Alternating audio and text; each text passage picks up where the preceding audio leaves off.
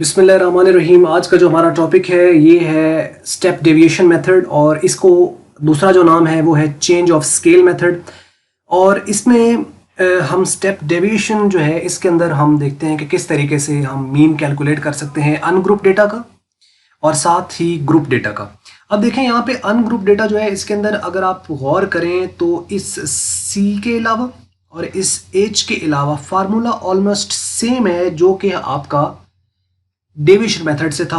और दूसरी बात ये फ़र्क है कि यहाँ पे वहाँ डी होता था, यहाँ पे ये यू आ जाता है, और यहाँ पे भी ये देखें यू आ जाता है। बाकी सारी चीज़ें उसमें भी एज्यूम्ड मीन थी डेविएशन मेथड में, यहाँ पे भी एज्यूम्ड मीन है। वहाँ पे भी प्लस हो रहा था ये वाला, यहाँ पे भी प्लस हो रहा था। वहाँ पे सम ऑफ डी था, यहाँ सम ऑफ यू आ गया। वहाँ पे नीचे एन था, यहाँ पे भी एन है, लेकिन वहाँ सी मल्टीप्लाई नहीं हो रहा था। और ग्रुप डेटा के अंदर वहाँ पे भी ए प्लस इसी तरह लिखा हुआ था, और लेकिन यहाँ पे सम ऑफ एफ ऑफ डी था, यहाँ पे सम ऑफ एफ था, ये तो सेम है, लेकिन यहाँ पे अब सम ऑफ एफ ऑफ यू आ गया और मल्टीप्लाई एच वहाँ नहीं था, यहाँ है। मतलब ये अब ये एच और सी जो है इसको थोड़ा सा आपने जहन में रखना है कि जब भी स्टेप डिवीजन आएगा तो एच या सी साथ इसके साथ मल्टीप्लाई होंगे। अब इसके वाले से हमें थोड़ा सा देखना पड़ेगा कि ये जो सी है, हम ये किसको कहते हैं। अनग्रुप डेटा में सी लिखा जाता है और ग्रुप डेटा के अंदर एच लिखा जाता है। तो ये एक तो ये दोनों क्या हैं, सी और एच क्या हैं। दूसरा यू क्या है। एक हमें ऑलरेडी पता है, पिछले लेक्चर्स में आपने देखा होगा कि ए एज्यूम्ड मीन होती है जिसे हम एक्स में से लेते हैं, और ये हम कोई सी भी वैल्यू एज्यूम कर सकते हैं। एन जो आपके पास है ये टोटल नंबर ऑफ वैल्यूज होती हैं अनग्रुप डेटा में, और सम ऑफ एफ जो है वो सारी फ्रीक्वेंसीज जो है उसका सम होता है। यू जो है हम कैसे कैलकुलेट करते हैं इसका एक फॉर्मूला है। सी और एच के बारे में भी हमें थोड़ा सा डाउट होगा, तो वो हम यहाँ पे देखते हैं। Where C is the common divisor. ये जो सी है ये कॉमन डिवाइजर है। कॉमन डिवाइजर किसका?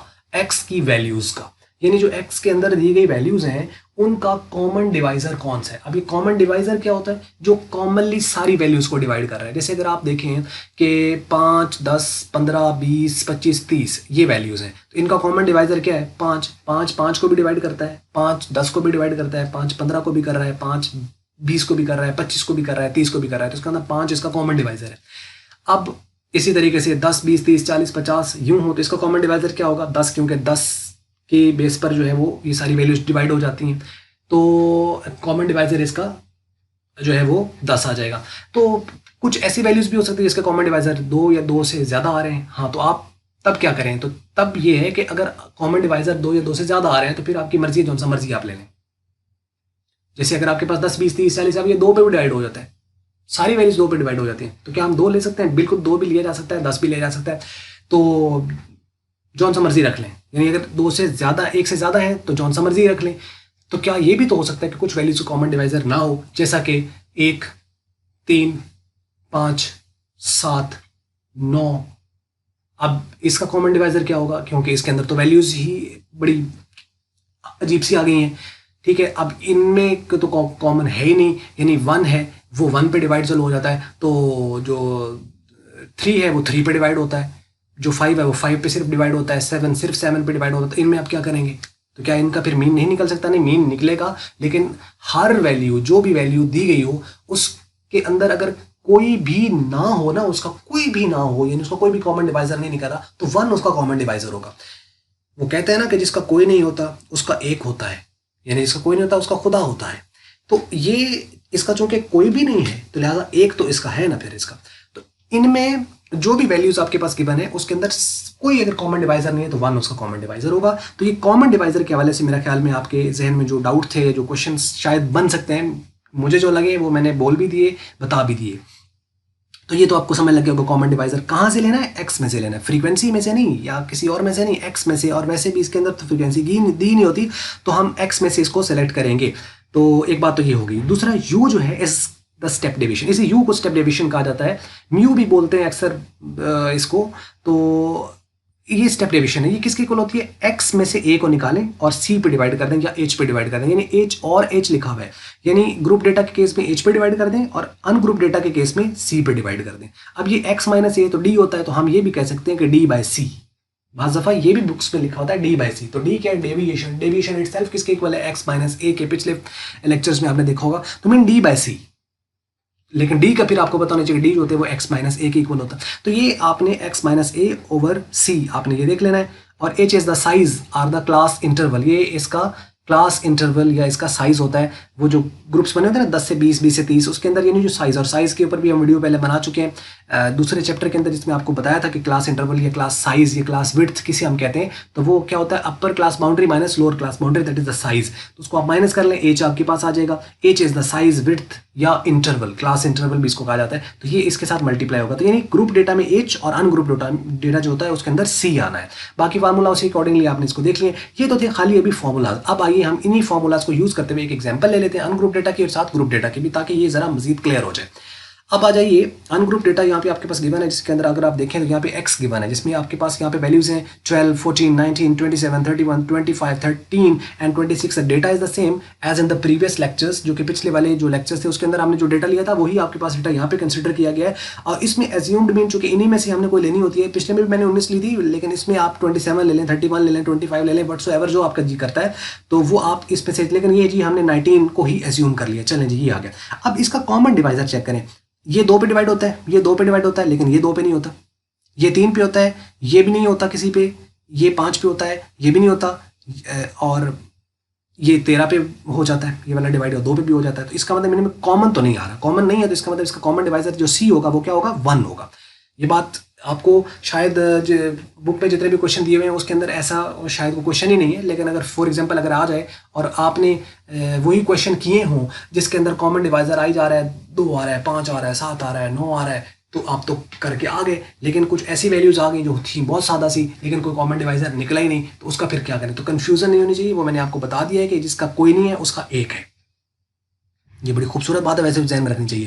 लेकिन जी आप अगर x की जो वैल्यू है आपके पास यहाँ पे आ गई है, इसकी x की वैल्यूज हैं जैसे 12, 14, 19, ये हमने 12, 14, 19 और ये सारी इस तरह करके इसको लिख लिया। और उसके बाद जो u है वो आपके पास किसके इक्वल है, x माइनस a/c, और इसे हम कैलकुलेट करेंगे। अब x आपके पास जो है वो यहाँ पे 12 है, a हमारे पास कितना है 19 है, तो 12 में से 19 को हम माइनस करेंगे और c है 1, उसी पे आप डिवाइड करेंगे तो उतना ही आ जाएगा। यानी 12 में से 19 को माइनस करें तो माइनस का 7, माइनस का 7 को 1 पे डिवाइड करें तो माइनस का 7 ही आएगा।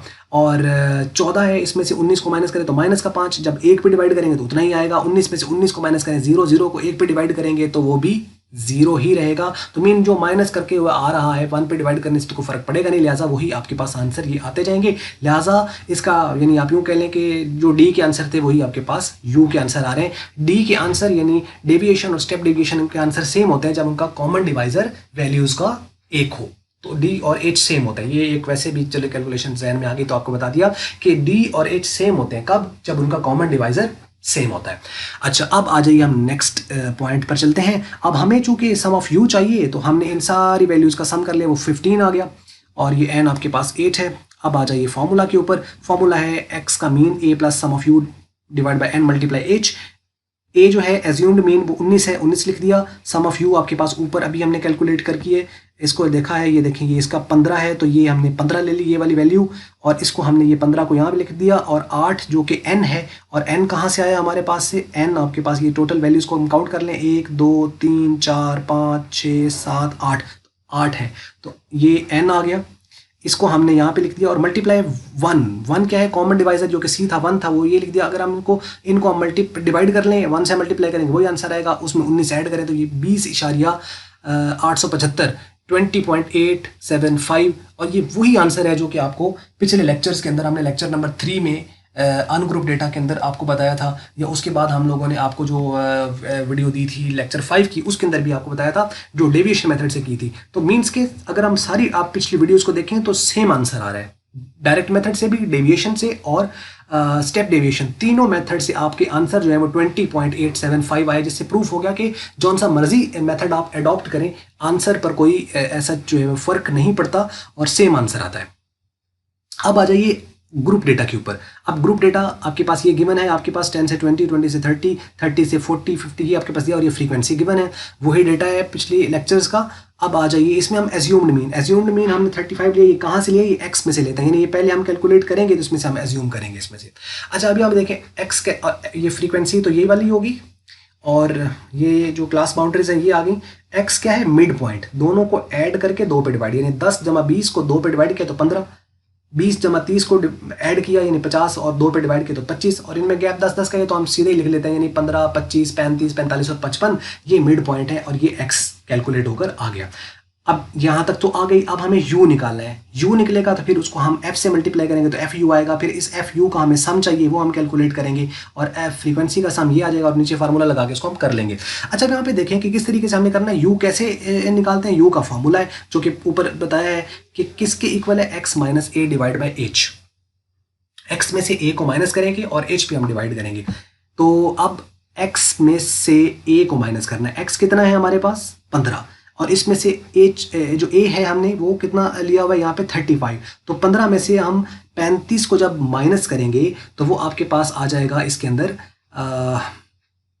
20 आ जाएगा। माइनस का 20, माइनस का जो 20 है उसको हमने h पे डिवाइड करना है। h हमारे पास कितना है 10। 10 कैसे आया, यानी अपर क्लास बाउंड्री में से लोअर क्लास बाउंड्री को माइनस करें। 20 में से 10 माइनस करें 10, 30 में से 20 माइनस करें तब भी 10, 40 में से 30 माइनस करें तब भी 10, 50 में से 40 माइनस करें तब भी 10। तो यानी h किसके इक्वल है, मैं आपको यहाँ बता दूं कि h कैसे आया है सो दैट कि आपको कोई इशू एज सच ना हो। यानी जो h है वो किसके इक्वल है, ये स्मॉल में है, इसको आप देख लीजिएगा कि upper class boundary minus lower class boundary. जैसे कि 20 माइनस इसमें से हम 10 करेंगे तो ये 10 आएगा, ठीक है। या आप 30 माइनस 20 करें तब भी ये 10 आएगा। तो इस तरह करके यानी एच जो है वो 10 आया है जो कि हमने ये यहाँ पे यूज़ किया हुआ है, ये वाला 10, ठीक है। तो एक तो ये एच हो गया। दूसरा आपके पास जो फार्मूला है इसका u का, वो आपको पता है x माइनस ए। x ये है, a आपने ये लिया हुआ है। तो 15 में से 35 माइनस किया, माइनस का 20 और 10 पे डिवाइड किया तो माइनस का 2 आ गया। इसी तरीके से 25 में से आप 35 माइनस करेंगे तो माइनस का 10 आ जाएगा। जब 10 पे डिवाइड करेंगे तो माइनस का 1 आ जाएगा। 35 में से 35 को माइनस करें, 0 को 10 पे डिवाइड करें तो 0, ठीक है। ये आ गया यहाँ तक। तो मीन्स का ये तरीकाकार है। इस तरीके से आपने ये u सारे के सारे कैलकुलेट कर लिए। अब आपको f ऑफ u निकालना है। तो ये f और ये u, तो 5 को माइनस 2 से मल्टीप्लाई करेंगे तो माइनस का 10, 3 को माइनस 1 से मल्टीप्लाई किया तो माइनस का 3, और 6 को 0 से मल्टीप्लाई किया तो 0, 9 को 1 से किया तो 9, 7 को 2 से किया तो 14। तो ये आ गया इनके प्रोडक्ट। अब इस सारे का सम कर लेना है, सम ऑफ f ऑफ u कर लेना है। इन सारों को अगर हम ऐड करें तो वो बनता है 10 ओवरऑल, ठीक है। अब ये कैलकुलेट होकर आ चुके हैं। फार्मूला लगाएंगे a plus sum of f of u divide by sum of f multiply h। h का मल्टीप्लाई करना अक्सर बीच में भूल जाता है, तो इसको जरा जहन में रखिएगा ताकि इसके अंदर कोई इशू या प्रॉब्लम वो ना आए। अच्छा, अभी इसमें a कितना है, वो है 35। ये आपने 35 लिख दिया, प्लस इसमें कर दिया आपने सम ऑफ f ऑफ u, वो आपके पास 10 है, ये लिख दिया। उसके बाद सम ऑफ f ये 30 है, इस पर डिवाइड कर दिया। और h जो है वो 10 था, मैंने आपको यहाँ पे कैलकुलेट करके बताया था। इसको अगर हम कंप्यूट करें तो ये 38.34 ये आपके पास आंसर आ जाएगा और इसके अकॉर्डिंगली हम इसको जो है वो लेके चलेंगे। अब इसमें आप देखें कि ये सेम वही आंसर है जो कि पिछले लेक्चर्स के अंदर हमारे पास था, और उसके साथ ये प्रूफ भी हो जाता है कि मतलब इन दोनों सारों के जो आंसर है वो एक ही आ रहे हैं, चाहे जिस मर्जी मेथड से इनको जो है वो सॉल्व किया जाए। तो ये थी आज की वीडियो। अगर आपको मल्टीपीडिया की वीडियो अच्छी लगी तो आप इसको लाइक कर सकते हैं, शेयर कर सकते हैं दूसरों के साथ। अगर आपको अच्छी नहीं लगी तो उसको आप डिसलाइक करें और वीडियो में बताएं कमेंट्स के अंदर कि हम इसको मजीद इंप्रूव कैसे करें। वीडियो देखने का बहुत बहुत शुक्रिया।